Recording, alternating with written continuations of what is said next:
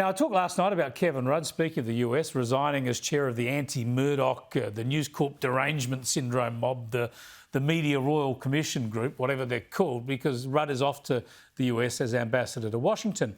Well, today we learned that his successor is. We find out who's succeeding him in this position. And this is not satire. I've not made this up.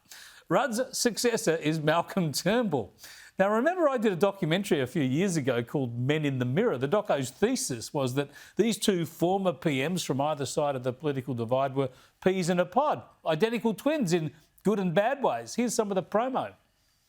Our two men. Both were outsiders. Both brilliant. They could achieve anything. Ultimately failed. I saw a very nasty side to Malcolm. You're hopeless. You've done this wrong.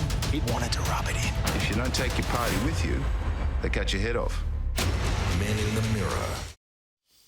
Be worth watching that again, wouldn't it? Now, Rudd and Turnbull railed against this doco and this thesis. They said it was just a hit job, and in unison, they said it was almost as if they were singing harmonies for Air Supply or Savage Garden. They both said, we are not just like each other, we are very different, and this is more Murdoch misinformation.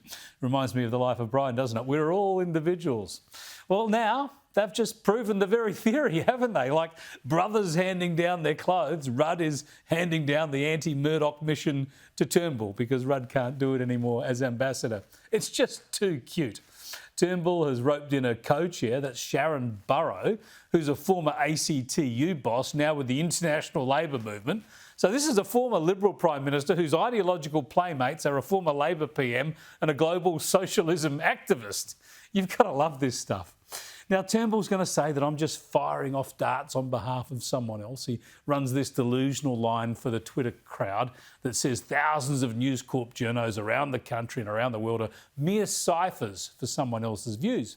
But of course, Turnbull knows that's nonsense. He employed me. I was his chief of staff back when he was opposition leader. We know each other well. He knows the consistency of my views, and he knows exactly how the media works. He plays the media games all the time himself. But in his column with Burrow today, he just exposes how badly he and Rudd have lost the plot. I mean, they both lash out at News Corp, blaming a major media organisation for their failures.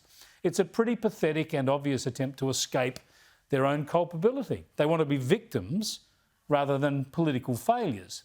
In this piece today, Turnbull says News Corp and Sky News are both booming. And he also says that most people have no idea what we say. He says News Corp and Sky News are irrelevant. And he says that we're a great threat to democracy. Make up your mind. Now, Turnbull even says News Corp is not committed to truth, when the only examples he mentions in the article show the opposite. I mean, it becomes laughable, doesn't it, when we have lectures about truth from a man who said he'd never, ever lead a party less committed to climate change action than he was. Then he became Prime Minister. I mean, fair dinkum, this is a bloke lecturing others on truth, and he'll always be remembered for the Godwin Gretsch fake email scandal where he was duped into running false accusations against his old foe, Kevin Rudd. Turnbull talks about media running an agenda when we know the Green Left Guardian Australia was established in this country thanks to his direct intervention. And he even helped to recruit their team of Green Left, Turnbull-loving journalists. I mean, talk about media manipulation, the Turnbull Times, as Paul Murray calls it.